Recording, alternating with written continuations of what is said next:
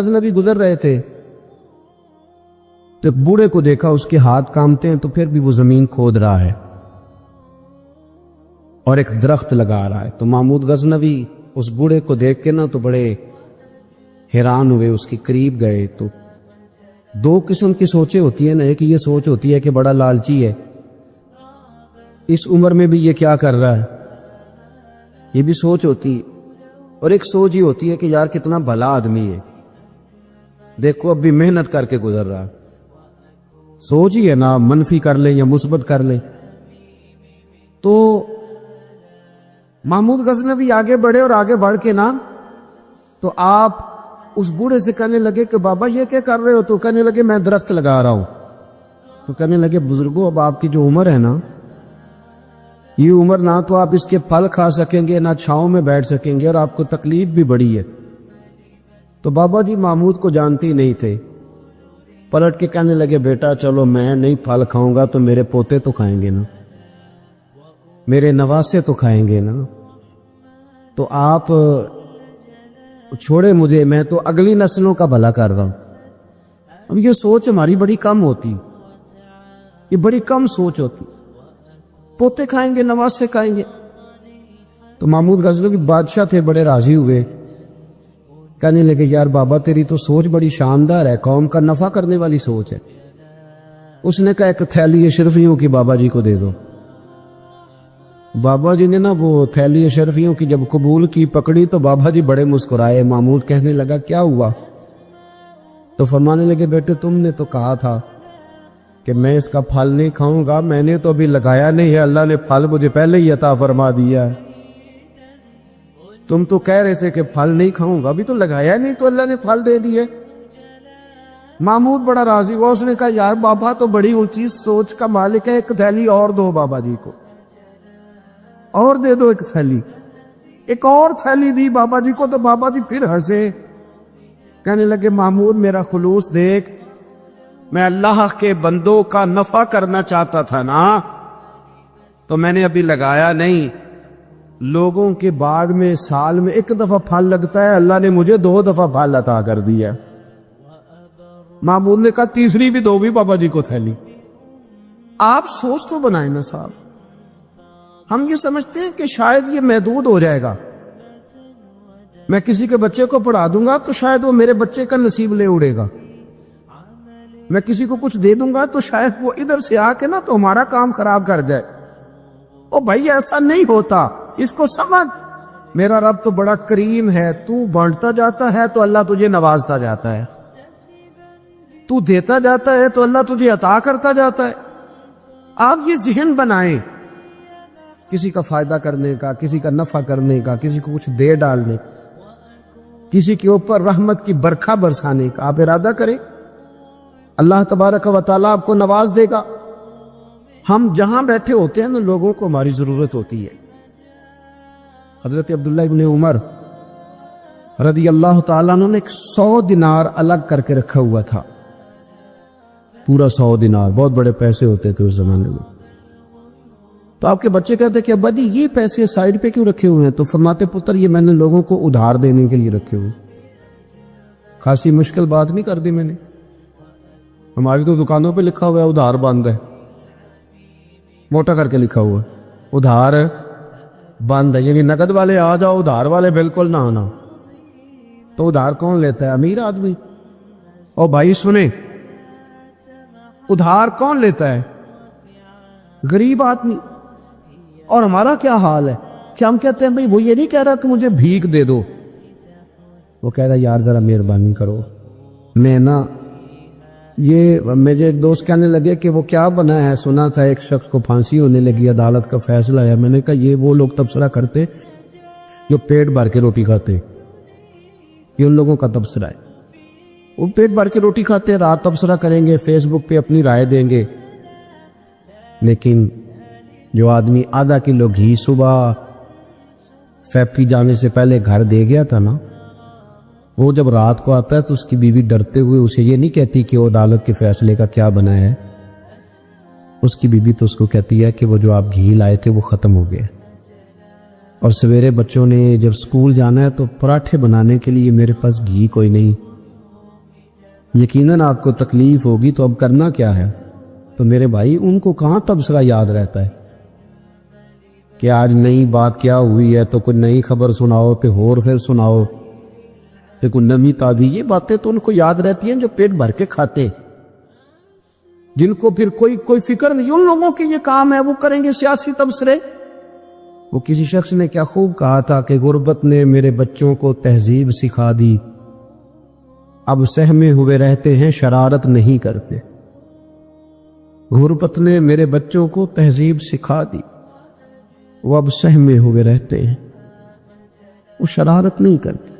وہ نہیں شرارت کرتے اس لیے کہ وہ تو کونے میں لگے بیٹھے ہیں کہ کسی غریب کا کھلونا نہ ہمارے ہاتھ سے ٹوٹ گیا، وہ سہمے ہوئے رہتے ہیں، وہ شرارت نہیں کرتے۔ تو میرے عزیز، حضرت عبداللہ ابن عمر 100 دینار ہے، ابا جی یہ کس لیے ہے؟ تو فرماتے یہ میں نے ادھار دینے کے لیے رکھا ہوا ہے۔ حضور کیا مطلب؟ فرمایا میرے نبی پاک علیہ السلام نے فرمایا ہے کہ کسی بندے کو تم نے اگر قرض لینا ہو نا، تو وہ غریب ہو تو اس پر تم آسانی کرنا، اور جتنے پیسے تم نے لینے ہوئے اگر وہ تنگ دست ہو تو آسانی کرنا۔ فرمایا جتنے پیسے تم نے لینے ہوئے، جتنے دن گزر گئے، اللہ روزانہ اتنے پیسے صدقہ کرنے کا تمہیں ثواب عطا فرمائے گا۔ تو میں نے یہ غریبوں کی مدد کے لیے رکھے ہوئے ہیں۔ کوئی غریب لے جاتا ہے، اپنا کام چلا لیتا ہے، پھر وہ واپس کر دیتا ہے تو میں کسی نئے کو دے دیتا ہوں، تو اپنا کام چلا لیتا ہے۔ یارو ہاں کچھ لوگ ایسے ہوتے ہیں جن کے جنازوں پہ لوگ آ کے بتاتے ہیں، جنازوں پہ آ کے بتاتے ہیں کہ جب میری بیٹی کی شادی تھی تو یہ بابا رات کی تنہائی میں آیا تھا۔ جنازوں میں آ کے لوگ بتاتے ہیں کہ ہاں فلانی سردیوں میں جب میرے کپڑے میرے پاس موجود نہیں تھے تو یہ آیا تھا مجھے جوڑا دینے۔ اور پھر لوگ بہت بڑے پروفیسر، لیکچرار، عالم فاضل آ کے بتاتے میرے پاس کتابوں کے پیسے کوئی نہیں ہوتے تھے، اور یہ مرد کلندر تھا جو ہر امتحان سے پہلے آتا تھا اور آ کے مجھے کہتا تھا کہ یہ پیسے رکھ لو، کوئی نہیں میں لے لوں گا واپس، ہو جائے۔ یار کسی کو آسانی دینے کا ارادہ تو کریں۔ مسلم شریف کی حدیث ہے، میرے رسول کریم سید عالم صلی اللہ تعالی علیہ وسلم نے ارشاد فرمایا کہ تاجر قیامت میں اللہ کی بارگاہ میں کھڑا کیا جائے گا تو اللہ فرمائے گا جاؤ میں نے تمہیں جنت دے دی، جاؤ جنت میں۔ تو پتہ تو سارا ہے نا سردار نے کی تھی، تو وہ اللہ کے حضور حاضر ہو کے عرض کرے گا مالک میں تو اپنی خطائیں جانتا ہوں کتنی زیادہ، اللہ میں تو مستحق نہیں تھا، تو میرے مالک یہ جو کرم ہوا ہے اس کا سبب پوچھ سکتا ہوں؟ سبب کیا ہے اس کرم کا، اس رحمت کا؟ تو رب کریم ارشاد فرمائیں گے کہ جب تم نے دکان پہ جو سیل مین رکھے ہوئے تھے، جب تم ان کو بھیجتے تھے لوگوں سے پیسے لانے کے لیے، کیا ریکوری کرنا کہتے کہ گرائی بھی عقیدہ ہے، تو وہ جب تم بھیجتے تھے لوگوں کو تو کیا کہہ کے بھیجتے تھے؟ ذرا بتاؤ تو صحیح، تاجر ہے، سادہ آدمی ہے، تو وہ کہتا ہے اللہ میرے دل میں تیرے بندوں کا بڑا خیال تھا تو میں یہ کہہ کے بھیجا کرتا تھا کہ جس کے پاس ہوئے اسے لے لینا، اور جو تنگ دست ہوا نا اسے تنگ نہ کرنا، اگلی دفعہ لے لیں گے۔ تو رب کریم فرمائے گا تو میرے بندوں پہ آسانیاں کرتا تھا تو میں تیرے اوپر آسانی نہ کروں؟ یہ مسلم شریف کی حدیث ہے، میں آسانی نہ کروں؟ وہ تیرا یہ لفظ کہ جو تنگ دست ہے اسے وسعت دے دو، کوئی نہیں کل پرسوں ترسوں آ جائے گے، فرمایا بس اسی کی برکت سے آج میں نے تجھے جنت دینے کا ارادہ کر لیا۔ میں کبھی کبھی محسوس کرتا ہوں ہمارے احساسات میں تیزی کے ساتھ تنگی آئی ہے، سوچ کا دائرہ کار محدود ہوا ہے، محدود۔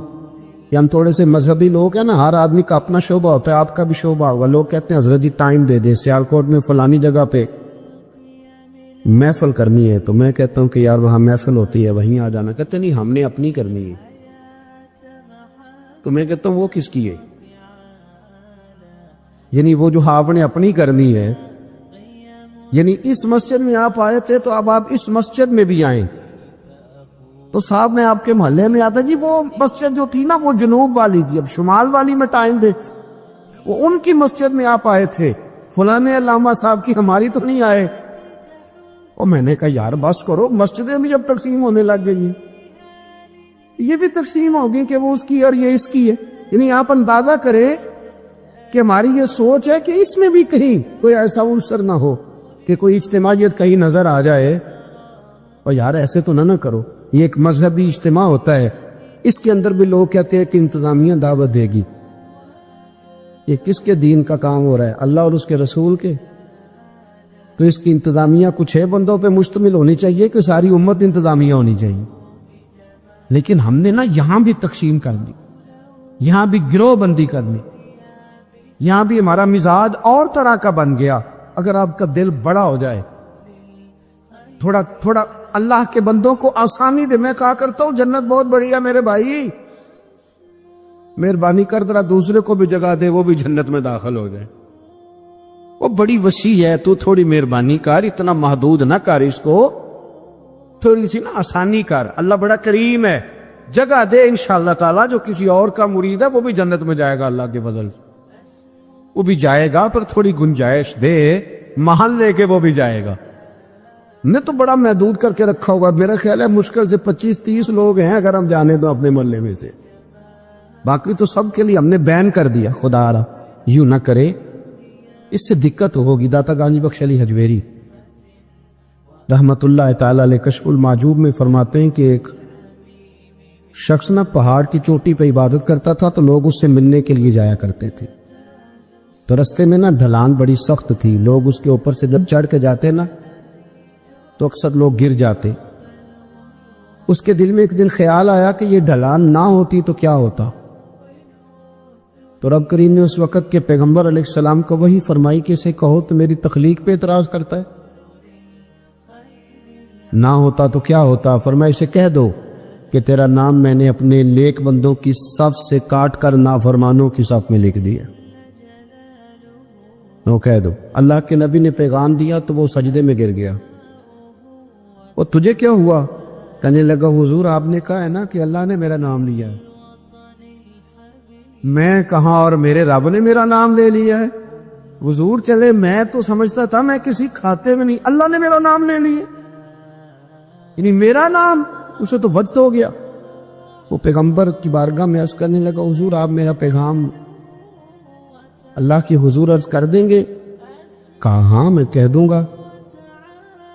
تو وہ عرض کرتا ہے حضور اللہ کی بارگاہ میں یہ عرض کیجئے کہ یا اللہ میرے لیے جہنم کا فیصلہ تو ہو ہی گیا ہے، لیکن مالک میرا دل کرتا ہے کہ میرا وجود اتنا بڑا کر دے، اتنا بڑا کر دے، تو قادر ہے اتنا بڑا کر دے کہ ساری دوزخ میں میں ہی پورا آ جاؤں۔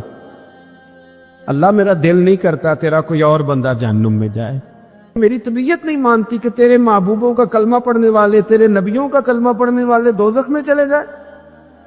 اللہ تو ساری دوزخ میرا وجود بڑا کر کے نہ تو بھر دے۔ آواز قدرت آئی، نبی سے فرما دیجئے کہ یہ اگر میرے بندوں سے اتنا پیار کرتا ہے تو میں اس سے پیار نہ کروں؟ اسے کہہ دیجئے اس کے گناہ بھی بخش دیے، اسے ولیوں میں بھی شامل کر لیا، اور قیامت میں یہ جس جس کی سفارش کرے گا اللہ سب کو جنت عطا کر دے گا۔ پر یہ ہے کہ پروگرام ہی نہیں ہے، اتنی محدود سوچ، تھوڑا تھوڑا پیار کریں، تھوڑی تھوڑی محبتوں میں وسعت لائیں، آپ تھوڑا شوق جواں کریں اپنا، آپ یہ مزاج بنائیں کہ مجھے اللہ کے بندوں سے محبت کرنی ہے۔ علامہ اقبال کہنے لگے خدا کے بندے تو ہیں ہزاروں اور بنوں میں پھرتے ہیں مارے مارے، میں تو اس کا بندہ بنوں گا جس کو خدا کے بندوں سے پیار ہوگا۔ اپنے مسلمان بھائی کے لیے اپنے دل کے اندر نرمی لائیں۔ لوگوں کی کمزوریاں دیکھیں گے تو آپ 1 منٹ بھی کسی کے ساتھ نہیں چل سکتے، اور یہ حال میرا بھی ہے اور آپ کا بھی ہے، تو اگر کوئی ہماری کمزوری دیکھ لیتے وہ چل سکتا ہے ہمارے ساتھ؟ میں اکثر کہا کرتا ہوں کہ اگر ہمارے ایپ کھول جائیں تو لوگ ہم سے ہاتھ نہیں ملائیں گے، اگر ہمارے اندر کی باتیں کبھی باہر نکل آئیں تو شاید لوگ ہمیں ملک بدر کر دے کہ تم اس قابل نہیں ہو کہ دھرتی پہ رہ سکو۔ تو یارو اتنی کمزوریوں کے باوجود اگر اللہ نے ہماری پردہ پوشی کی ہے تو چل تو بھی کسی کی کمزوری کے باوجود اس کے ساتھ نیکی کر، تو بھی اس کی کمزوری۔ میں نے ایک ہاسپٹل میں ایک نوجوان کو دیکھا، ڈاکٹروں کے آنے پر بھی لوگ خوش ہوتے ہیں۔ ایک دفعہ میں ایک ہاسپٹل میں بیٹھا تھا تو ایک نوجوان آیا، تو میں نے دیکھا اسے دیکھتے ہی لوگ خوش ہونے لگے، اور کوئی علامہ صاحب نہیں، صوفی صاحب نہیں، پیر صاحب نہیں، کلین شیف آدمی ہے۔ ابھی میں نے عجیب سے اس کے احوال دیکھے، وہ کسی کو کھانا دیتا، کوئی بچہ ہوتا تو اس کو ٹافیاں دیتا، کسی کو کہتا کہ وہ تیری رپورٹ آ گئی یا کچھ بھی نہیں آیا تو ایسے ہی ٹینشن لے رہا، کسی کو کوئی جملہ کہہ دیتا، کسی کو کوئی جملہ کہہ دیتا۔ وہ اپنی مستی میں آیا، آ کے چلا گیا۔ تو میں نے پوچھا یہ کون ہے؟ کہنے لگے کوئی بھی نہیں، ویسے اس کا شوق ہے، یہ آ جاتا ہے۔ تو میں نے کہا یہ ویسے ہی نہیں ہے، یہ اللہ کا کوئی خاص بندہ ہے۔ جو لوگ بستروں پہ مایوس پڑے ہوں وہ جس کا چہرہ دیکھ کے خوش ہو جائیں۔ میرے رسول پاک نے فرمایا ہے کہ اگر تو نے میرے کے دل میں خوشی ڈال دی تو اللہ تجھے 60 سال کی نفلی عبادت کا ثواب عطا کرے گا۔ اگر میرے مومن کے دل میں تم نے خوشی ڈال دی تو 60 سال کی نفلی عبادت، بے ریا نفلی، امام غزالی حدیث لائے، 60 سال کی نفلی عبادت کا ثواب۔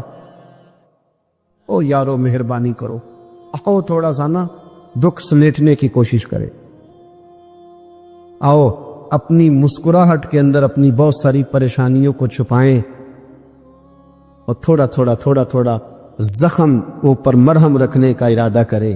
کوئی ضروری تو نہیں نا یار کہ انسان خود غرضی کی زندگی جیے، وہ ایک چھوٹی سی دنیا بات کرے، اپنی دنیا کو بڑا کیوں نہیں کرتا؟ تو تھوڑا کر کے آگے کیوں نہیں نکلتا؟ میں کبھی کبھی ایک کار ہمارے شہر میں میرے آگے سے گزرا کرتی تھی، اس پہ لکھا ہوتا تھا خدائی خدمتگار، تو جو نا موٹا کر کے خدائی خدمتگار، تو سیدھا سادہ بندہ تھا، اللہ تعالیٰ اس کو جنت دے، وہ انتقال کر گیا۔ تو میں نے ایک دن اس کو کھڑا کر کے کہا، میں نے کہا آپ کا نام کیا ہے؟ کہنے لگا جی میرا نام ہے میاں رانجھا تے سب دا سانجھا۔ وہ میں نے کہا یہ کون سا نام ہوا؟ کہنے لگا جی میری خواہش ہوتی ہے کہ کوئی مینوں کام دسے، تو میں نا دفتروں میں ملتا ہوں اللہ کے فضل، میاں رانجھا تے سب دا سانجھا۔ لیکن میاں رانجھا واقعی سانجھا تھا، بڑے لوگوں نے گہرے آنسو بہائے اس کے جانے کا، بڑا لوگوں نے اس سے پیار کیا، بڑی لوگوں نے اس کے ساتھ محبت کی۔ سنگیو دیکھو تھوڑا کر کے اگر ہلکا پھل، یار ہمارا ہوتا ہے تعلق، ہمارا تعلق ہوتا ہے، ہمارے ٹیلی فون پہ کچھ کام ہو سکتے ہیں، ہماری طبیعت ہوتی ہے۔ بہت سارے لوگ ایسے ہوتے ہیں جو بیچارے مجبور ہوتے ہیں، اگر ہم جائز سفارش کر دیں تو ان کا نفع ہو سکتا ہے، لیکن کیونکہ مزاج نہیں۔ مجھے ایک بات بتائیں دیانتداری سے کہ اگر آپ کے پاس محلے کا کوئی شخص آ تو آپ نے کہا جی نہیں میں نے کبھی کسی کو کام نہیں بتایا، تو آپ نے اس بندے کو دھتکار دیا، تو وہی مسئلہ اگر آپ کے بیٹے کا بن جائے، کر نہ دلیری، اب تو کہہ کہ میں نے کبھی کسی کو کام نہیں بتایا، تو کہہ الجھا رہنے دے بیٹے کو، تیرا پتہ چلتا ہے کہ تو بڑا خوددار ہے، نے کبھی کسی کو کام نہیں کہا، کہہ ذرا کر بات۔ میں اور آپ اس نبی کے ماننے والے ہیں، اس پیغمبر کے کہ حضرت بلال کہتے ہیں کہ بی بی کا تیل بہہ گیا تھا، زمین پی گئی تھی تو وہ رو رہی تھی، میرے رسول کا نام بھی نہیں پوچھا، غریب سی عورت ہے یہودی کی مولاد، اور یہاں کیوں کھڑی ہو، کیوں رو رہے ہو؟ عرض کرنے لگی وہ میں تیل لینے آئی تھی 4-5 دینار کا، تو وہ ایڈی میری لگی ہے کسی پتھر سے تو بہہ گیا ہے، تو زمین پی گئی ہے۔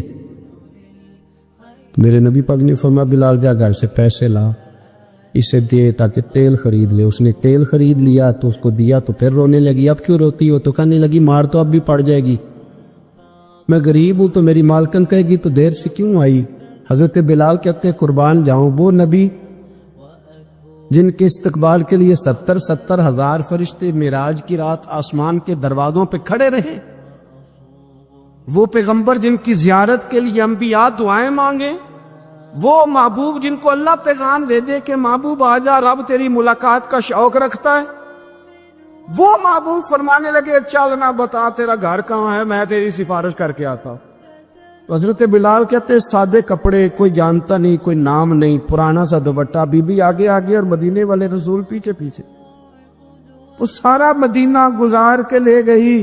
تیری صورت تیری سیرت زمانے سے نرالی ہے، اور تیری ہر ایک ادا پیارے ادائے بے مثالی ہے، کہتے لے گئی وہ سارا کچھ گزار کے، اور یہودن کے دروازے پہ لے کے چلی گئی۔ حضور کو تھوڑا ہی عرصہ ہوا تھا مدینہ شریف تشریف لائے، دروازے کو دستک دی، وہ باہر آئی تو محبوب نے بس نہ یوں آنکھیں ذرا اٹھائیں تے پہلی نظر ہی لٹ لیا ماہی تیرے ہار شنگارا، قاتل نین تے ناگن زلفاں پئیاں مارن دوروں ہی ماراں تے کسے نو کول نہ پھٹکن دتا تیرے حسن دے پہرے داراں، آزم تو کلا ہی نہیں ہے تے ہوئے پھر قتل ہزاراں، ایک دفعہ نظر اٹھائی پھر نظر مبارک جھکا لی، فرمانے لگے یہ تیری ملازم ہے کا میری ہے کہ اس کی غلطی کوئی نہیں، بیچاری کو تیل گر گیا تھا نیا خریدتے دیر ہو گئی، اسے کچھ کہنا نہ۔ بی بی کہتی ہے ڈاڈی میں ابھی بڑی تھی پر حضور آ گئے، میں جانتی بھی نہیں تھی پر میں نے کہا حبیب میں کچھ بھی نہیں کہوں گی۔ رسول کریم یہ بات کہہ کے واپس لوٹے تو مالکن ملازمہ دونوں دیکھنے لگی کہ یہ کون تھے، وہ سنا کے سخن اور دکھا کے پھبن سب پھوک گئے مورا تن من دھن، یہ کون تھے، اتنے جملے کہہ کے چلے گئے۔ حضرت بلال کہتے میں پیچھے تھا تو اس نے میرا پلو تھام لیا، کہنے لگی غلام یہ کون تھے، تو کہا نہیں جانتی یہی تو رسول کریم ہے، دوڑ کے حضور کے قریب گئی اور جا کے کہنے لگی محبوبہ دروازے تک آئے ہو تب کرم فرماؤ نہ ہمیں کلمہ ہی پڑھاتے جاؤ، نے تو یہ انداز ہی پہلی دفعہ دیکھا ہے۔ کسی نے کہا تھا کہ الجھے ہوئے لوگوں سے گریزاں نہ ہوا کر، اور حالات کی قبروں کے یہ کتبے بھی پڑھا کر، ہر وقت کا ہنسنا تجھے برباد نہ کر دے، تنہائی کے لمحے ہوں تو کبھی رو بھی لیا کر۔ کبھی اکیلے میں نا رونا بھی چاہیے، یہ جو رونا ہوتا ہے نا، رونا دل دی میل گواوے نالے وچھڑے یار ملاوے۔ آپ یقین کریں زندگی گزر گئی لوگوں کی روتے پر دنیا داری کے لیے، گھر کے حالات کے لیے، اپنی عزت کے لیے، کاش کبھی رب کے لیے بھی روئے ہوتے، کبھی اس کے خوف میں روئے ہوتے۔ نبی پاک علیہ السلام کے صحابہ پر نہ خوف طاری تھا اللہ کا، اور وہ خوف غلبہ کرتا تھا، باتوں میں نہیں، تقریروں میں نہیں، نشستن گفتن برخاستن نہیں، لوگوں کو دکھانے بتانے کے لیے نہیں، اپنے دنیاوی معاملات کو بہتر کرنے کے لیے نہیں، بلکہ رب کا خوف ان لوگوں پر طاری ہوتا تھا۔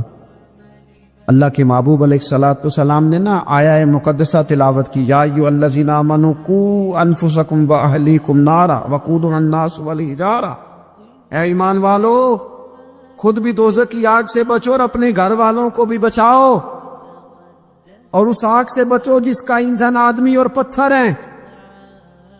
تو ایک نوجوان صحابی نے سنا تو وہ ڈر گئے، کانپ گئے، اتنا ڈرے کہ کانپ کر بے ہوش ہو گئے قرآن پاک سن کر۔ حضور علیہ السلام نے ان کے دل پر ہاتھ رکھا تو دل دھڑک رہا تھا۔ حضور فرمانے لگے پڑھنا کلمہ لا الہ الا اللہ محمد الرسول اللہ صلی اللہ تعالی علیہ وسلم۔ صحابہ نے عرض کی یا رسول اللہ صلی اللہ علیہ وسلم جی ہم سے سبقت لے گیا۔ حضور فرمانے لگے یہ رب سے ڈرا ہے، رب نے اس کے لیے جنت کا فیصلہ فرما دیا۔ رونے والا ایک بھی ہو تو باقیوں کا بھی کام بن جائے۔ ایک ہو نا جس کی آنکھوں میں آنسو، کوئی یار کے لیے روئے، کوئی محبوب کے لیے روئے، کوئی حضور کے مدینے کے لیے روئے، کوئی بیت اللہ کی حاضری کے لیے روئے، کوئی اس لیے روئے کہ رب راضی ہو جائے، کوئی اس لیے روئے کہ وہ کرم نوازی کر دے، کوئی اس لیے روئے کہ وہ مجھ سے حساب نہ مانگنا۔ اگر طبیعت نے یہ بات، نبی پاک صلی اللہ تعالی علیہ وآلہ وسلم تقریر فرما رہے تھے، حضور گفتگو کر رہے تھے، محفل میں بیٹھے ہوئے صحابہ میں سے ایک بندہ رو پڑا، اللہ کے پیارے رسول صلی اللہ تعالی علیہ وسلم نے اس ایک شخص کے رونے پر ارشاد فرمایا اگر آج تمہارے درمیان وہ تمام مومن موجود ہوتے جن کے گناہ پہاڑوں کے برابر ہیں تو اللہ تعالیٰ اس بندے کے رونے کی برکت سے سب کے گناہوں کو معاف فرما دیتا۔ حضور فرمانے لگے یہ رویا ہے نا تو فرشتوں نے رب کی بارگاہ میں دعا کی ہے مالک اس کی وجہ سے نا دوسروں کو بھی معافی عطا فرما، اس کی شفاعت قبول کر لے دوسروں کے حق۔ میرے دوستو اپنے دل کو خشیت والا کرے، اور صحیح بخاری میں لفظ ہیں نبی پاک صلی اللہ تعالی علیہ وسلم نے فرمایا ایک شخص تھا، بخاری مسلم میں موجود ہے، ایک بندہ تھا، اسے نہ بڑا ڈر آتا تھا کہ رب جب سوال پوچھے گا تو میں نے کیا جواب دینے ہیں۔ اور ہمیں ہمارے نبی پاک علیہ السلام نے فرمایا بھی ہے، حضور نے فرمایا رب تم سے نہ 5 سوال پوچھے گا قیامت کے دن اپنے سامنے کھڑا کر کے۔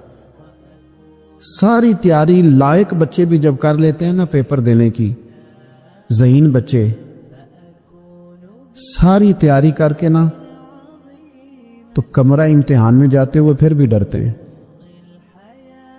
اور کہتے حضرت صاحب دعا کرنا میرا پیپر ہے۔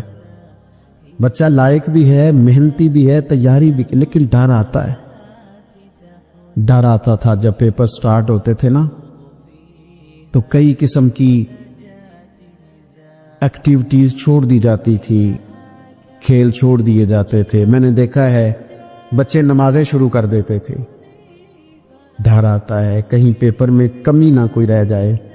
دنیا کے پیپر کے بارے میں یہ معاملہ ہے، اور جب صبح قیامت سوال جواب کیے جائیں، حضور فرماتے 5 سوال رب پوچھے گا تم سے قیامت میں۔ سب سے پہلی بات، میں نے تمہیں عمر دی تھی کہاں گزاری تم نے؟ ضائع کر دیا ٹائم سارا، ادھر ادھر بھاگتے آتے جاتے مال کماتے۔ اور پھر عمر میں ایک بہترین حصہ جوانی ہے، حضور فرماتے ایک سوال یہ ہوگا، دوسرا جوانی کہاں گزاری؟ اور تیسرا سوال پوچھا جائے گا بتاؤ مال کہاں سے کمایا، ذرائع کیا تھے، جائز طریقہ اختیار کیا کہ ناجائز؟ اور چوتھا سوال یہ ہوگا یہ بتاؤ تم نے خرچ کہاں کیا، اللہ نے اپنے فضل سے دیے تھے پیسے، تم نے ناجائز جگہ پہ تو نہیں لگا دیے؟ اور 5واں سوال یہ ہوگا کہ جو تمہیں پتا تھا، جو تم جانتے تھے، جس کا تمہیں علم تھا، جس کا تمہیں شعور تھا، بتاؤ تم نے اپنے علم پر عمل کتنا کیا؟ میرے عزیز یہ 5 سوال نبی پاک علیہ السلام فرماتے ہیں۔ ایک بندہ تھا جو بڑا ڈرتا تھا رب کی بارگاہ میں کھڑا ہونے سے، اتنا ڈرتا تھا کہ خوف طاری ہو گیا، اس پر خشیت پیدا ہو گئی۔ اس نے اپنے بچوں سے کہا جب میں مر جاؤں نا، یہ صحیح حدیث میں موجود ہے، جب میں مر جاؤں نا تو مجھے جلا دینا، اور پھر اگر میرے وجود کا کچھ حصہ بچ جائے تو اسے پیس دینا، پھر اسے ہوا میں اڑا دینا، مجھے ختم کر دینا، میں اپنے رب کی بارگاہ میں کھڑا ہو کے سوالوں کا جواب نہیں دے سکتا۔ پتا تے سارا ہے نا سردار نو کیتیاں دا، من لانم کے من دانم، جو اعمال کیے ہیں اس کی خبر تو ہے نا، باقیوں کو شک ہے کہ اس میں گناہ کیا ہوگا، پر ہمیں اپنا تو پاک ہے نا، پتا تو سارا ہے نا۔ کہا میں نہیں کھڑا ہو سکتا اس کے حضور، مجھے جلا دینا، میری راکھ بھی بہا دینا، اڑا دینا ہواؤں میں۔ نبی پاک علیہ الصلوۃ والسلام فرماتے بندہ تھا سچا، یہ کام اس نے کیا اللہ سے ڈر کے۔ کریم محبوب علیہ السلام فرمانے لگے اللہ تعالیٰ نہ قیامت کے دن ذرات کو حکم دے گا کہ اس کے وجود کے ذرے جمع کرو، اس کا وجود جمع کیا جائے گا، جس رب نے پہلے بنایا ہے وہ دوبارہ بنانے پر بھی قادر ہے۔ اس کے ذرات کو جمع کر کے گوشت پوشت دے کے وجود دے کے کھڑا کر کے اللہ پوچھے گا بتا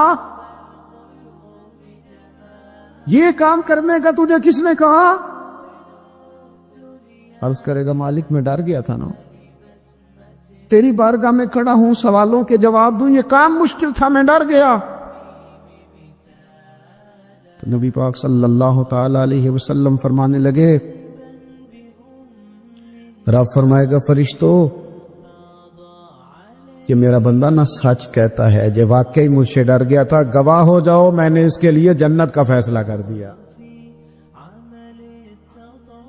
اپنی طبیعت میں، اپنے مزاج میں، اور یہ خوف خدا گھر سے شروع کریں، بیوی سے گفتگو کرتے بھی اللہ سے ڈریں، ماں باپ کے حقوق ادا کرتے بھی اللہ سے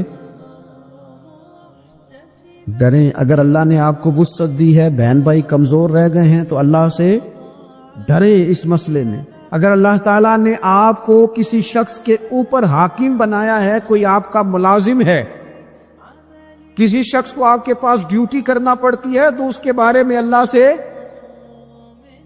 ڈرے. میرے نبی پاک علیہ السلام نے اپنے ظاہری وصال کے وقت جو وصیتیں فرمائی تھی، فرمایا تھا عورتوں کے بارے میں رب سے ڈرنا، اپنے غلاموں کے بارے میں، ملازمین کے بارے میں رب سے ڈرنا،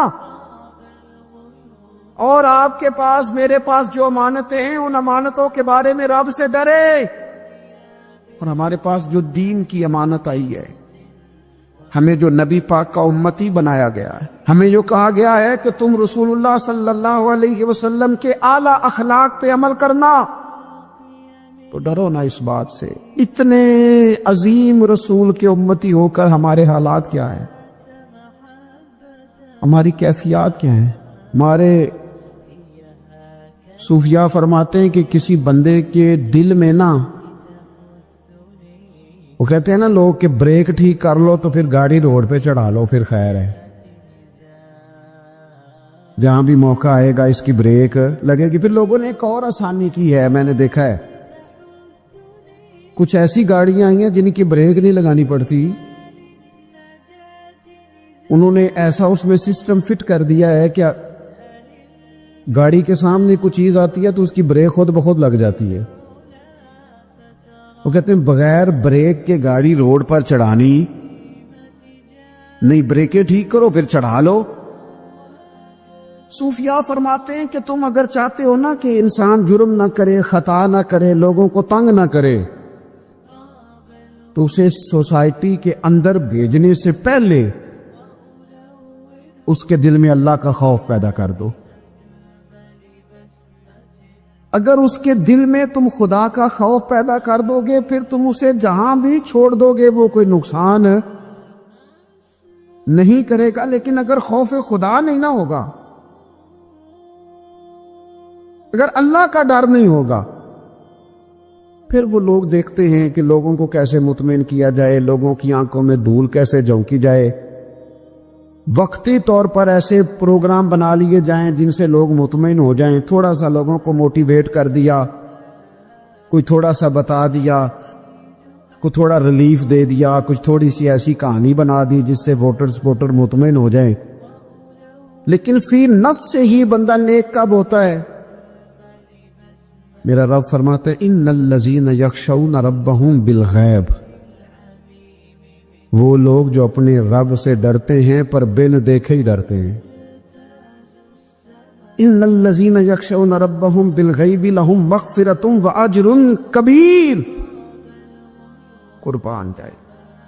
فرمایا بے شک وہ لوگ جو اپنے رب سے بغیر دیکھے ڈرتے ہیں، اللہ تعالیٰ نے ان کے لیے بخشش بھی رکھی ہے اور بہت بڑا اجر تیار کیا ہوا ہے. بغیر دیکھے. یہ جب بندے کو چیز نصیب ہوتی ہے نا کہ وہ اللہ تعالیٰ سے ڈرتا ہے، پھر وہ بندہ دانا ہو جاتا ہے، پھر وہ بندہ معاملہ فہم ہو جاتا ہے، وہ بندہ سمجھدار ہو جاتا ہے. قرآن مجید نے کہا یا ایھا الذین آمنوا ان تتقوا اللہ یجعل لکم فرقان. میرا دل کرتا ہے کہ امت مسلمہ اس آیت کو یاد کر لے. رب فرماتا ہے اے ایمان والو، اگر تم اللہ سے ڈرو گے نا تو اللہ تعالیٰ تمہیں حق اور باطل میں تمیز کرنے کی قوت عطا فرما دے گا. تم اپنے دل میں رب کو جواب دینے کا تصور پیدا کرو، اللہ تمہارے فیصلے درست کرا دے گا. اور میرے نبی پاک صلی اللہ تعالی علیہ وسلم نے فرمایا یہ جو اللہ کا خوف ہے نا، یہ حکمت کی بنیاد ہے، یہ دانائی کی بنیاد اللہ کا خوف ہے، یہ بنیاد ہے، اس کی وجہ سے لوگ دانا ہوتے. اگر وہ رب کریم سے ڈرنے لگے تو اللہ انہیں بصیرت کی روشنی دے گا. کیوں فیصلے درست تھے سارے سیدنا صدیق اکبر کے؟ اس لیے درست تھے کہ ان کے دلوں میں رب کا خوف موجود تھا. ہاتھوں سے نکل گئے بڑے لوگ، بڑی چیزیں نکل گئی، ہماری تیاری ہے سب کی، وہاں جانے سے کسی کو مفر نہیں اور کسی کو مکر نہیں، جانا ہے اپنی زندگی کے اندر خشیت الہی۔ کچھ کام فقط اس لیے چھوڑ دیں، کوئی ہمیں روکنے والا نہیں، ٹوکنے والا نہیں، منع کرنے والا نہیں، دیکھنے والا نہیں، اس لیے چھوڑ دو کہ میرا رب نہ ناراض ہو جائے۔ کسی کی ہمیں مجبوری نہیں، کسی کی ہمیں پابندی نہیں، کوئی کسی کی طاقت نہیں ہمیں کہہ سکے، لیکن کچھ کام فقط اس لیے شروع کر دو کہ میرا اللہ راضی ہو جائے، میرے محبوب پاک اس سے خوش ہو جائیں۔ نبی کریم علیہ السلام گزر رہے تھے ایک پہاڑی علاقے سے، ایک آواز آئی، کسی پکارنے والے نے کہا یا رسول اللہ۔ حضور نے پلٹ کے دیکھا تو ہرنی بندھی ہوئی تھی۔ نبی پاک علیہ السلام گئے اس کے پاس، ایک روایت ہے کہ شیابی نے اس کو باندھا تھا، ایک روایت ہے کہ یہودی نے باندھا تھا۔ حضور گئے، آ کے کہا کیا بات ہے؟ تو عرض کرنے لگے یا رسول اللہ یہ بندہ مجھے قیدی بنا کے لایا، اور آپ میرے تھنوں کو دیکھے دودھ سے بھر گئے، بچے میرے تڑپ رہے، اگر تھوڑی دیر کے لیے یہ مجھے چھوڑ دے تو میں وعدہ کرتی ہوں دودھ پلا کے فوراً واپس آ جاؤں۔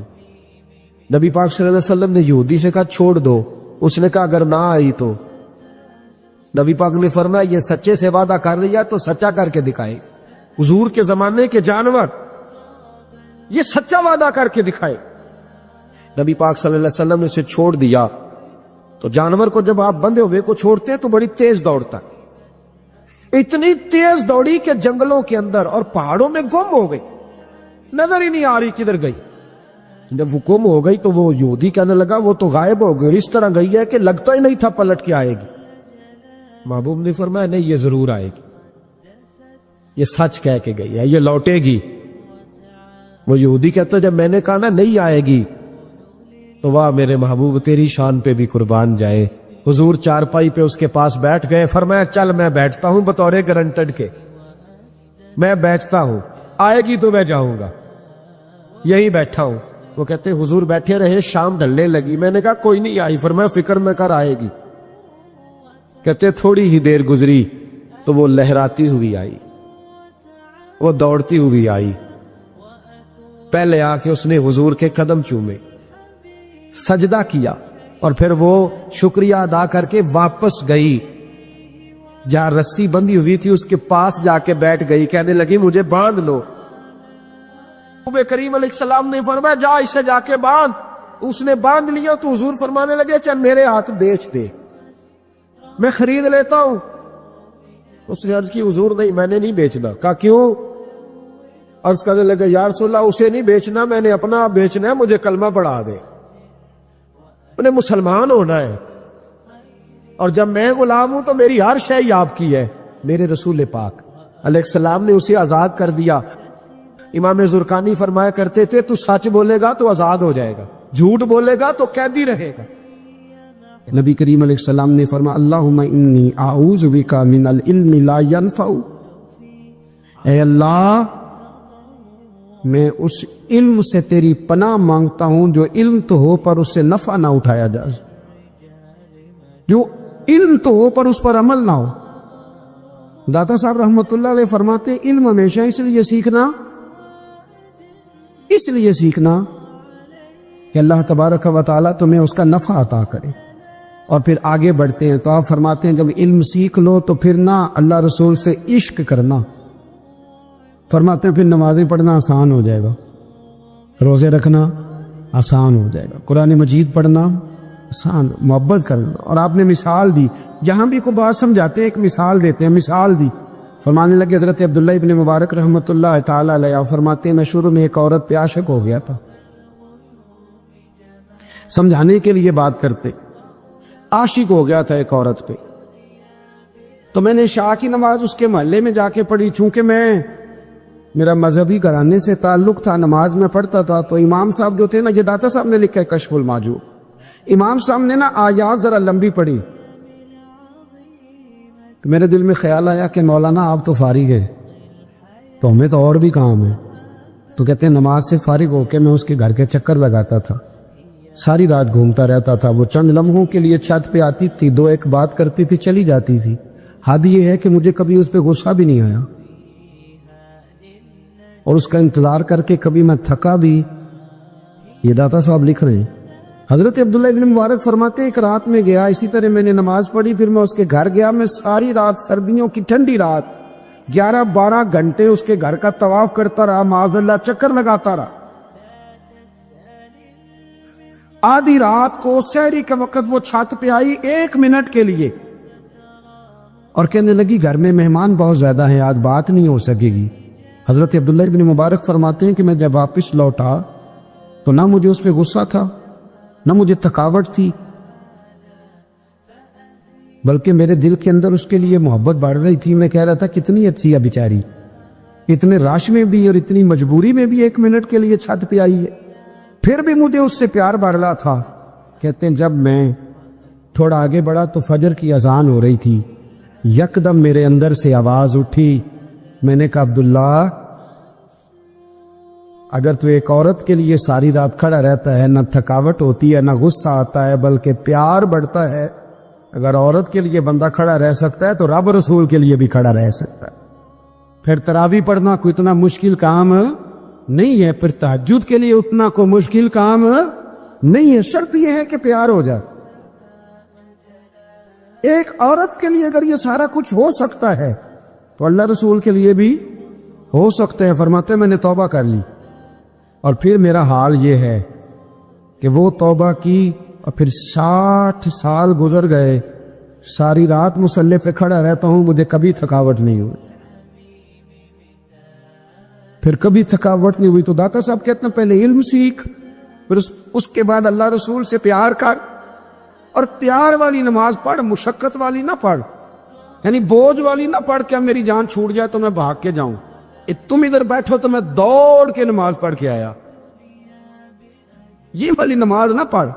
پھر تو آیا تو پھر ذوق پیدا کر، پھر تیرے اندر شوق ہو، پھر تو توانائی والا جذبہ رکھے دین کے معاملے میں۔ پھر داتا صاحب ایک تیسری بات ارشاد فرماتے ہیں، ایک تیسری بات داتا صاحب کرتے ہیں۔ داتا صاحب کہتے ہیں کہ یہ یاد رکھ کہ جو تجھے اعزاز ملے گا نا زندگی میں، اعزاز تجھے جو زندگی میں ملے گا اور کوئی کرامت اگر تجھے ملے گی تو وہ صرف نبی پاک علیہ السلام کی سنت اور شریعت کی وجہ سے ملے گی۔ تو جتنے مرضی چلے کاٹ لے، وظیفے کر لے، کالا جادو، نیلا جادو، پیلا جادو، جو مرضی تو سیکھ لے، اگر تجھے کوئی اللہ شان دے گا تو صرف اس لیے دے گا کہ تو نبی پاک کے دین پہ عمل کرتا ہے۔ کس نے لکھا ہے؟ اللہ کرے آپ کو میں یاد کرا سکوں، اللہ کرے ایسا ہو جائے اور میری جماعت سمجھنے لگ جائے کہ داتا صاحب کہتے ہیں سنت شریعت پہ عمل کرنا چاہیے، اور میں کوئی ایسی چھپی چھپائی بات بھی نہیں کر رہا، اس کو چلا دے، کوئی ایسی چھپی چھپائی بات بھی نہیں کر رہا، کشف المعجوب دنیا کی ہر زبان میں اردو میں ملتی ہے، آپ لے کے دیکھ سکتے ہیں۔ داتا صاحب فرماتے ہیں اعزاز جو تمہیں ملے گا نا، اگر شان چاہتے ہو، وہ ہمارے نا بہت سارے ایسے لوگ ہیں جو کہتے ہیں کوئی ایسی چیز ہاتھ لگے، اعلیٰ دین کا چراغ ہو، ایسے گھسایا جائے اور فوری طور پہ پیر صاحب نے کہہ دیا تو ریل پیل ہو گئی پیسوں کی۔ تو میں کہتا ہوں یہ تو دین کا مزاج ہی نہیں، یہ تو دین کی طبیعت ہے ہی نہیں، یہ تو ذوق ہی نہیں دین کا، یہ طبیعت ہی نہیں، مزاج ہی نہیں۔ میرے عزیز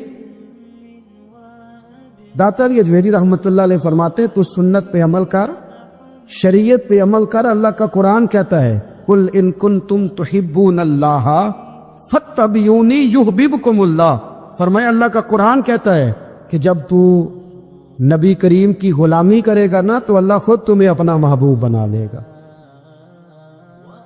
اللہ خود تمہیں اپنا محبوب بنا لے گا۔ تو اور کیا چاہیے؟ داتا صاحب نے ایک بزرگ کی بات لکھی ہے جو تابعی ہے، تابعی اس کو کہتے ہیں جو صحابہ کے شاگرد ہوتے ہیں۔ ایک بزرگ کی بات لکھی جو تابعی ہیں، وہ فرماتے ہیں کہ ان بزرگوں کا طریقہ یہ تھا کہ وہ لوگوں سے چھپ کے نا پہاڑ کے پیچھے عبادت کرتے تھے، اور پوزیشن ان کی یہ تھی کہ کسی سے ملتے نہیں تھے، بالخصوص فجر کی نماز سے لے کر عصر کی نماز تک بکریاں رکھی ہوئی تھیں، ان کو چلاتے رہتے تھے فرات کے کنارے اور نفل پڑھتے رہتے۔ اس وقت کو ملنے بھی نہیں آتا تھا۔ ایک شخص بڑی دور سے ان کی شہرت سن کے آیا، میں نے تو ملنا ہے۔ لوگوں نے کہا وہ اس وقت نہیں ملتے، ناراض ہوتے۔ اس نے کہا اللہ کا بندہ ہے نا، ناراض ہو بھی جائے گا تو لمبا ناراض رہے گا نہیں، اللہ والے جلدی راضی ہو جاتے۔ پہنچ گئے، اب وہ بابا جی نماز پڑھ رہے تھے تو کہتے میں نے عجیب منظر دیکھا کہ بابا جی فرات کے کنارے نماز پڑھ رہے ہیں اور ایک بھیڑیا ان کی بکریوں کی حفاظت کر رہا ہے۔ کہتے میں حیران رہ گیا کہ بھیڑیا تو بکریاں کھایا کرتا ہے اور یہاں چرا رہا ہے۔ کہتے میں جب گیا تو بابا جی نوافل میں مشغول تھے، مجھے دیکھ کے کہنے لگے اس وقت کیوں آئے؟ میں نے کہا حضور اگر آئے گیا ہوں تو پھر مہربانی کرے قبول فرما لیں۔ میں بیٹھ گیا تو میں نے کہا حضور یہ بھیڑیا بکریاں چرا رہا ہے، بھیڑیا اور بکریے کی صلح کب سے ہو گئی؟ تو فرماتے ہیں لمبی تقریر نہیں، ہلکا سا جملہ۔ فرمانے لگے جب سے بکریوں کے مالک نے رب سے صلح کر لی ہے نا،